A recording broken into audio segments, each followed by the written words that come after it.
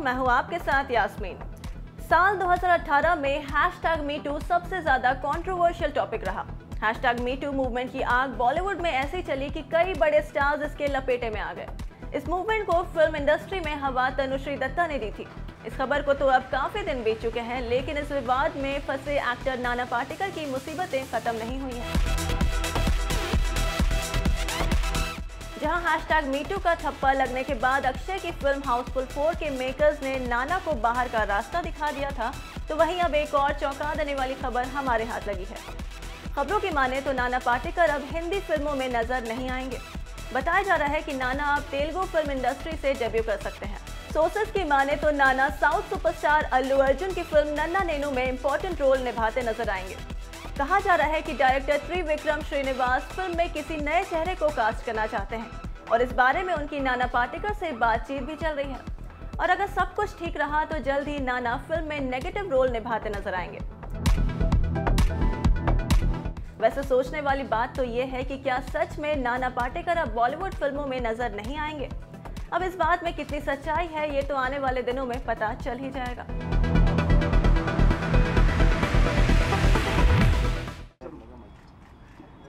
मला माझ्या टीमने वकिलांनी सांगितलेलं आहे की कुठल्याही चॅनलशी बोलायचं नाही, त्यामुळे मला खरंच बोलता येत नाही, नाही तर मी 4 दिवस आधी बोललो असतो।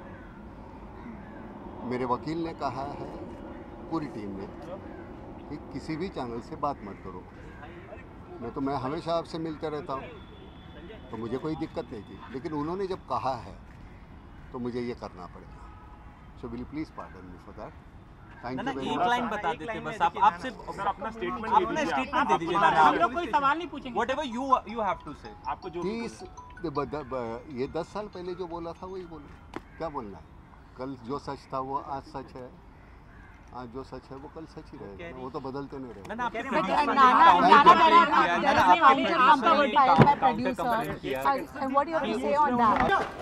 और मैं किसी को इंटरव्यू नहीं दे रहा हूँ, ऐसे मैं समझना मैं किसी को दे रहा हूँ।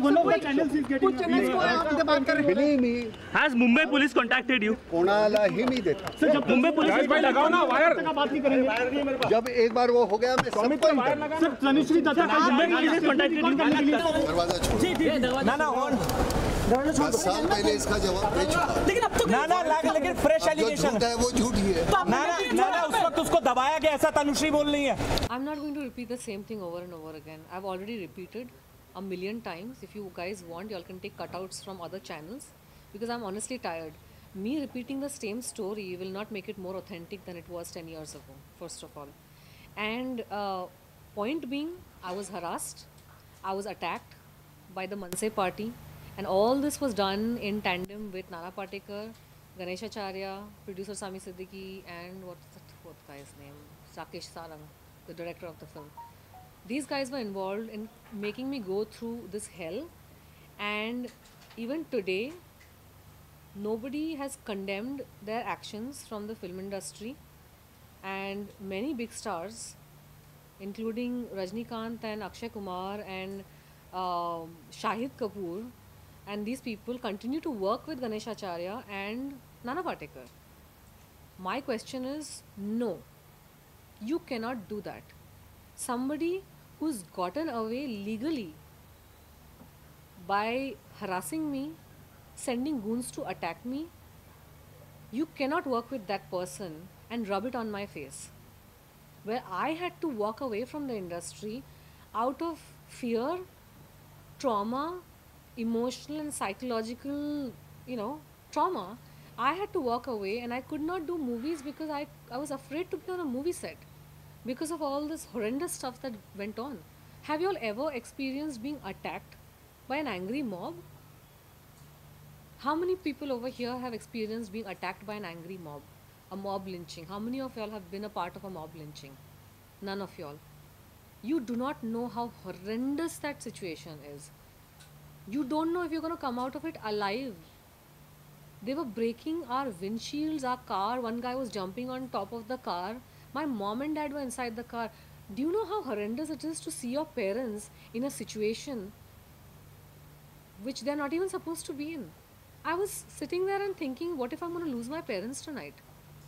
I was worried if you're going to go to the hospital or are we going to go home.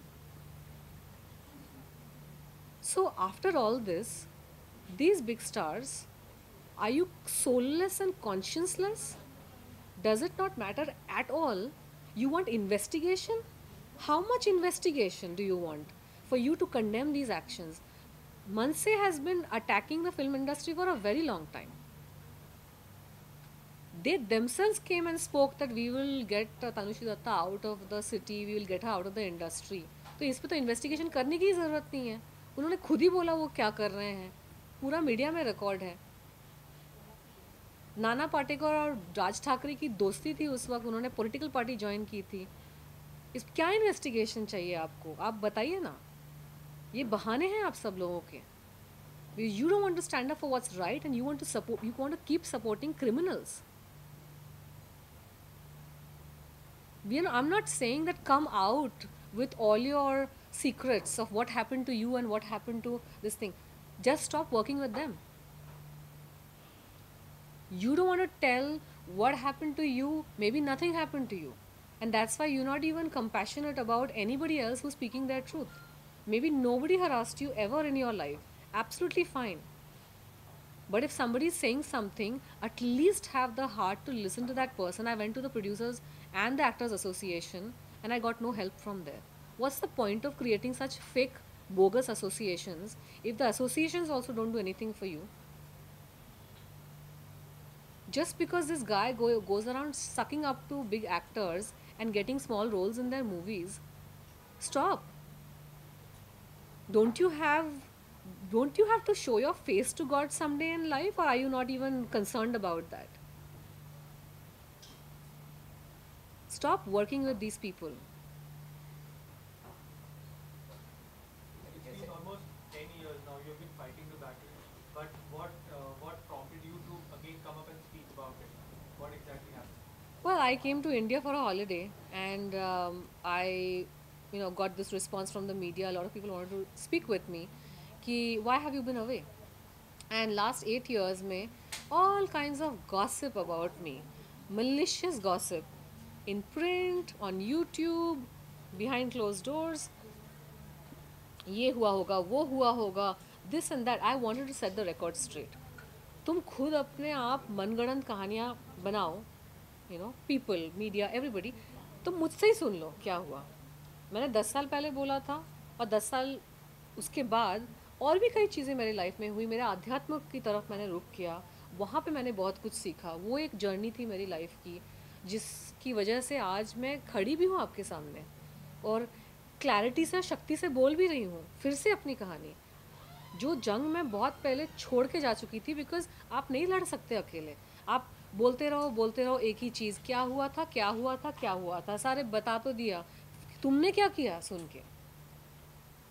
जब रिजल्ट नहीं आता है तो you can keep wasting energy talking ना. I rather wanted to conserve my energy and focus on my own peace, my own well being, and that's what I did. तो ये सारे interviews चल रहे थे और किसी ने मुझे पूछ लिया कि हमारे देश में मीटू मूवमेंट क्यों नहीं होता. तो मैंने बोला मीटू मूवमेंट कहाँ से होगा. 10 साल पहले जब मैंने कंप्लेन की थी उसका क्या हुआ, मुझे जस्टिस मिला. सब तो ऐसे प्रिटेंड कर रहे हैं कि ऐसे कुछ भी नहीं हुआ. लोग भी काम कर रहे हैं इन लोगों के साथ. उसको पहले मैटर सॉल्व करो, फिर मीटू शीटू बोलना. यहाँ पे इंडिया में ना सबको आदत है, अमेरिका में जो भी होता है उनको कॉपी करना है. यहाँ पे वहाँ के कपड़े कॉपी करने हैं, वहाँ के हेयर स्टाइल कॉपी करना है. वहाँ मीटू हुआ तो यहाँ भी सबने शुरू कर दिया. तुम हो क्या मीटू के लायक?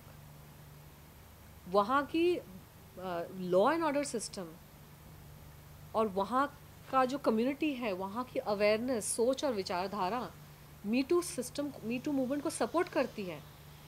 वहाँ के उस देश में ये मूवमेंट तब हुआ जब लड़कियों ने सामने आके बात बोलनी शुरू कर दी. जब तक उन्होंने बोली नहीं थी तब तक सारा कुछ ढका हुआ था, लेकिन जब उन्होंने बोलना शुरू कर दिया पूरे का पूरा पहाड़ गिर पड़ा. लेकिन हमारे देश में लड़कियां आदि युग से बोलती आ रही है, लेकिन तुम लोग सुनते नहीं हो. तुम लोग लड़कियों को ही प्रॉस्टिट्यूट बना देते हो कि यार तो ऐसी होगी, यार तो वैसी होगी, झूठ बोल रही होगी. सबसे पहला रिएक्शन हमारे देश में जब भी कोई लड़की कुछ भी कंप्लेन करती है, ये तो मैं अभी हरासमेंट की बात कर रही हूँ, असॉल्ट भी होते हैं, अब्यूज़ भी होते हैं और कितनी सारी चीज़ें. एक लड़की अगर आके किसी पर किसी आदमी पे ये भी आरोप लगा लेना कि इसने मेरी कोई चीज़ चुरा ली, उस पर भी सबसे पहले डाउट उस पर फेंका जाता है कि लड़की सच बोल रही है कि झूठ बोल रही है। तो तुम लोग ऐसे हो, तुम लोग मीटू के लायक नहीं हो, तुमसे नहीं होगा मीटू यहाँ पे। तो ये अमेरिका को कॉपी करके हमको मीटू करना चाहिए। तुम अगर एनवायरनमेंट क्रिएट करोगे जहाँ पे लड़कियों को लगेगा कि हाँ अगर हम आके कुछ बोलते हैं तो उसका कुछ निकलेगा असर। यहाँ मैं नहीं बोल रही हूँ कि पूरा पहाड़ टूट के गिरना चाहिए, हिला तो थोड़ा सा हिले, एक आध कंकड़ पत्थर तो गिरे, यहाँ पूरा का पूरा पहाड़ वैसे ही फिक्स रहता है। तो कौन आएगा बोलने के लिए? मैं यहाँ रहती नहीं हूँ, मैं अमेरिका में रहती हूँ, मेरे को वहाँ का ग्रीन कार्ड मिल चुका है, मैं वहाँ की रेसिडेंट हूँ। अभी यहाँ पे हूँ, छुट्टियाँ मना के चली जाऊँगी, वहाँ पे मेरी लाइफ है, वहाँ पे मेरी जॉब्स है, वहाँ पे मेरी इनकम है। मैं आऊँगी फिर से नेक्स्ट ईयर छुट्टियाँ मनाने के लिए, तो मुझे नहीं फ़र्क पड़ता कि ये बॉलीवुड वाले मेरे साथ काम करें ना करें।